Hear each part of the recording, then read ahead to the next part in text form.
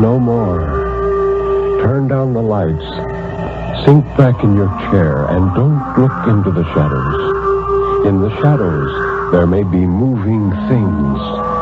Tonight, it may be, you will sleep no more.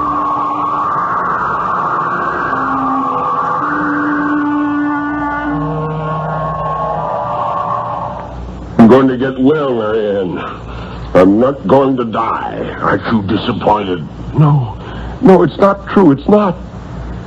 Now, though he couldn't see her face through the hot blur of fever, he could hear her crying, sobbing and shaking with her fist pressed tight against her teeth. Such a fool.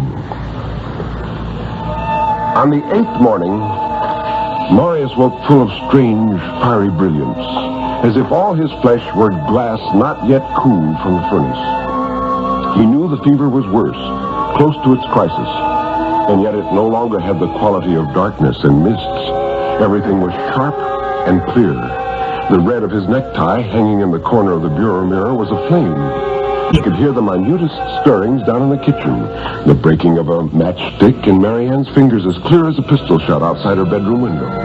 It was a joy. Marius wondered for a moment if he might have died. But if it was death, it was certainly more pleasant than he had ever imagined death would be. He could rise from the bed without any sense of weakness, and he could stretch his arms, and he could even walk out through the solid door into the upstairs hall. He thought it might be fun to tiptoe downstairs and give Marianne a fright. But when he was in the parlor, he remembered suddenly that she would be unable to see him. Then, when he heard her coming from the kitchen with his medicine, he decided to return. With the speed of thought, Marius was back in his body under the quilt again, and Marianne was coming into the bedroom with her large eyes wide and worried. She was such a fool, he thought. It had begun that way. It had been so easy, he wondered why he had never discovered it before. Within a few hours, the fever broke in great rivers of sweat. And by Wednesday, Marius was able to sit up in a chair. By the end of the month, he was back to work as editor of the Daily Argus.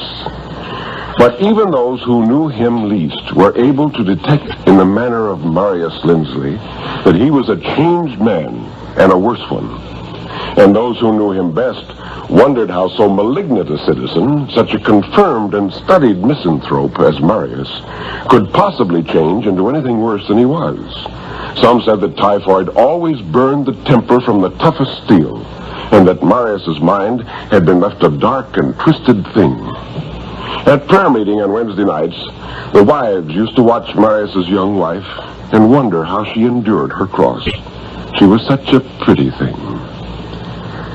One afternoon in September, as he dozed in the bulging leather couch of his office, Marius decided to try it again.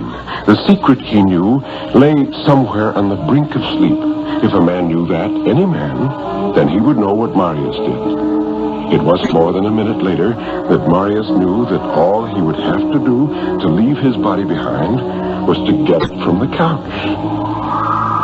Presently, he was standing there, staring down at his heavy, middle-aged figure sunk deep into the cracked leather of the couch. I'm not dead, he thought, but here's my soul, my blasted, immortal soul, standing looking at its body. It was as simple as shedding a shoe. Marius smiled to himself. He would keep his secret even from Mary Ann, especially from Mary Ann. It would be fun to use as a trick, a practical joke, to set fools like his wife at their wits' edge. If only he could move things. If only the filmy substance of his soul could grasp a tumbler and send it shattering at Mary Ann's feet in the kitchen floor some morning, or tweak a copy boy's nose, or snatch a cigar from the teeth of Judge John Robert Gantz as he strolled home some quiet evening. Well, it was, after all, a matter of will, Marius decided. It was his own powerful and indomitable will that had made the trick possible in the first place. He walked to the edge of his desk and grasped at the letter opener on the dirty ancient blotter. His fingers were like wisps of fog that blew through a screen door. He tried again, willing it with all his power, grasping again and again at the small brass dagger until at last it moved a fraction of an inch. A little more. On the next try, it lifted 4 inches in the air and hung there for a second on its point before it dropped. Marius spent the rest of the afternoon practicing until at last he could lift the letter opener in his fist and drive it through the blotter so deeply that it bit into the wood of the desk beneath. Marius giggled in spite of himself and hurried around the office, picking things up like a pleased child. He lifted a tumbler off the dusty water cooler and stared laughing at it, hanging there in the middle of nothing. At that moment, he heard a copy boy coming for the proofs of the morning editorials, and Marius flitted quickly back into the cloak of his flesh. Nor was he a moment too soon. Just as he opened his eyes, the door opened, and he heard the drinking glass shatter on the floor.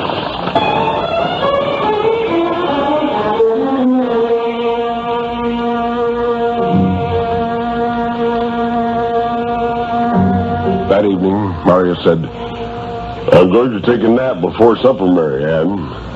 "Very well," said Marianne.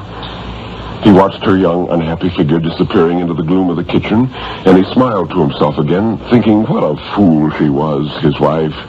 He could scarcely wait to get to the Davenport and stretch out in the cool, dark parlor with his head on the beaded pillow. Now, thought Marius, now! And in a moment he had risen from his body and hurried out into the hallway, struggling to suppress the laughter that would tell her he was coming. He heard her voice and was puzzled.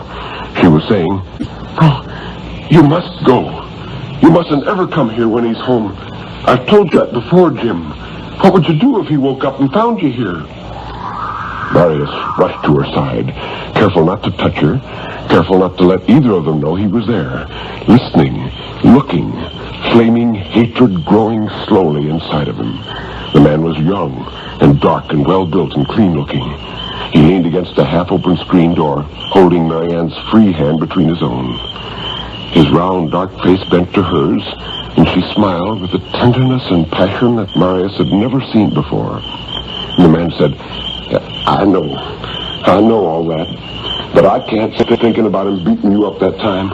He might do it again, Marianne. He might.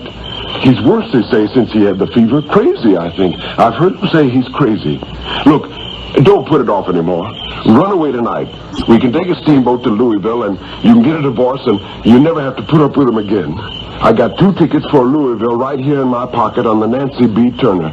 Lord, Marianne, don't make me suffer like this, thinking all the time about him coming at you with his cane and beating you, maybe killing you. The woman grew silent, and her face softened, and then she whispered, All right, I'll do it. I'll go. Quick. All right, you meet me at the wharf at 9. Tell him that you're going to a prayer meeting. You'll never suspicion anything. All right. Now go, please. And he walked away, his heels ringing boldly on the bricks, lighting a cigarette, the match arching like a shooting star into the darkness of the shrubs. Marianne stood stiff for a moment in the shadow of the porch, her large eyes full of tears. Marius drew back to let her pass. He stood and watched her for a moment before he hurried back into the parlor and lay down again within his flesh and bone in time to be called for supper.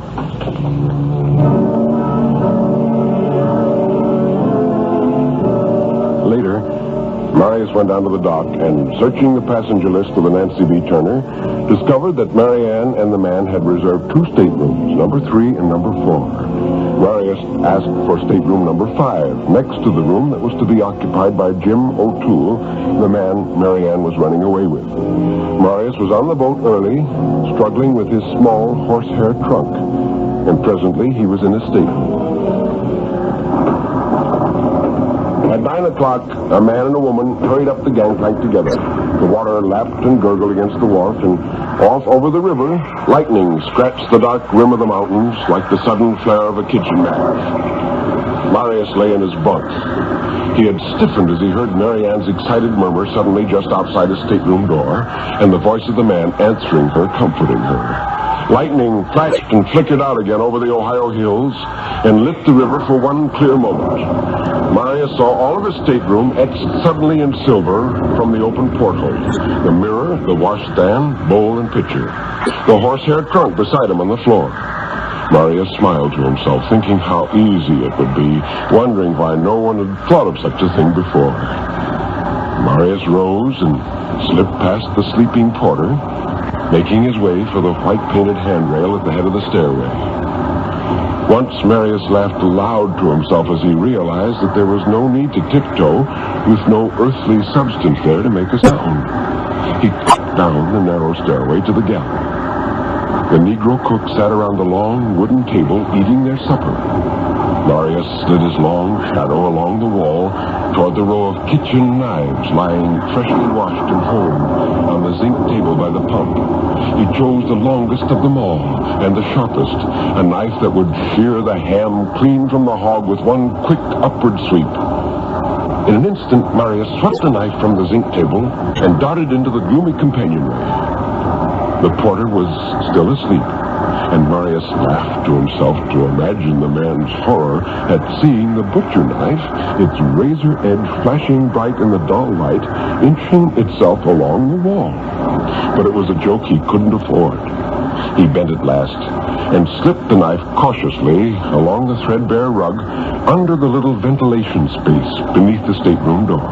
And then, rising, so full of hate that he was half afraid he might shine forth in the darkness, Marius passed through the door and picked the knife quickly again in his hand. He stepped carefully across the worn rug toward the sleeping body on the bunk.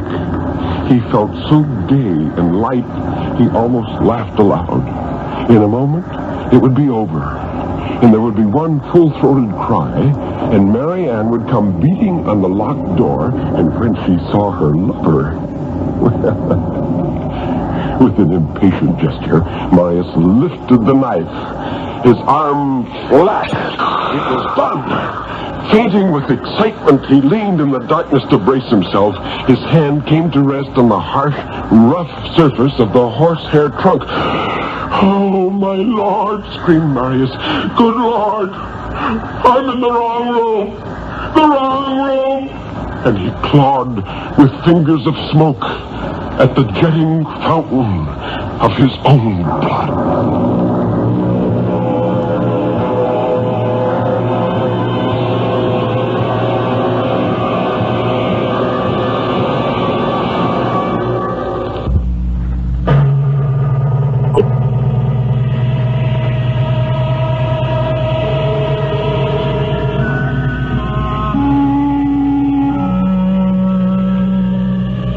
You can turn up the lights now. You can look around you. Nobody is there, really. Everything is all right, isn't it?